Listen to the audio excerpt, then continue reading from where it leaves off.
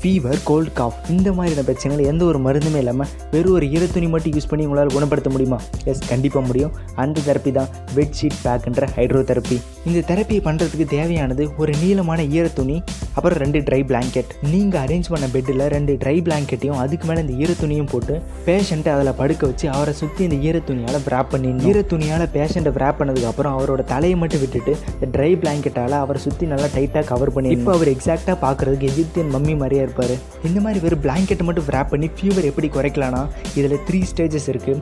Number 1 cooling stage. இந்த ஸ்டேஜில் first 5 to 10 மினிட்ஸ்க்குள்ளே உங்கள் பாடியில் இருக்க ஹீட்டை அந்த ஈரத்துணி ஃபுல்லாக அப்சர்வ் பண்ணிக்கும். Number 2 neutral stage. இந்த ஸ்டேஜில் அந்த ஈரத்துணியோட டெம்பரேச்சர் உங்கள் பாடி டெம்பரேச்சரோட ரைஸ் ஆக ஆரம்பிக்கும். இதனால் உங்கள் பிரெயினுக்கு வர பிளட் ஃப்ளோ குறைஞ்சி உங்களுக்கு தூக்கம் வர ஆரம்பிக்கும். Number 3 heating stage. நீங்கள் வெளியே கவர் பண்ணியிருக்க பிளாங்கெட்டால் உங்கள் பாடி ஹீட் ஆகி உங்கள் உடம்புல இருக்க தேவையற்ற டாக்ஸின்ஸ்லாம் ஸ்வெட்டிங்காக வெளியே வந்துடும். ஸோ இந்த மாதிரியான 3 ஸ்டேஜஸில் தான் உங்கள் பாடி ஹீல் ஆகுதுன்றதை சயின்டிஃபிக்காக ப்ரூவ் பண்ணியிருக்காங்க. ஃபீவர், கோல்டு, காஃப், ஸ்டொமக் ஏக் இந்த மாதிரியான ப்ராப்ளம்ஸ்க்கு இந்த தெரப்பி நீங்கள் ப்ராக்டிஸ் பண்ணலாம். அது நீங்கள் நார்மல் டைமில் டெய்லிக்கு ப்ராக்டிஸ் பண்ணலாமான்னு கேட்டிங்கன்னா நல்ல ஒரு நேச்சுரோபதி டாக்டரை கன்சல்ட் பண்ணுறது பெட்டர். இந்த வீடியோ உங்களுக்கு பிடிச்சிருந்துச்சுன்னா உங்கள் ஃப்ரெண்ட்ஸ் எல்லாருக்கும் ஷேர் பண்ணுங்கள். தேங்க்யூ.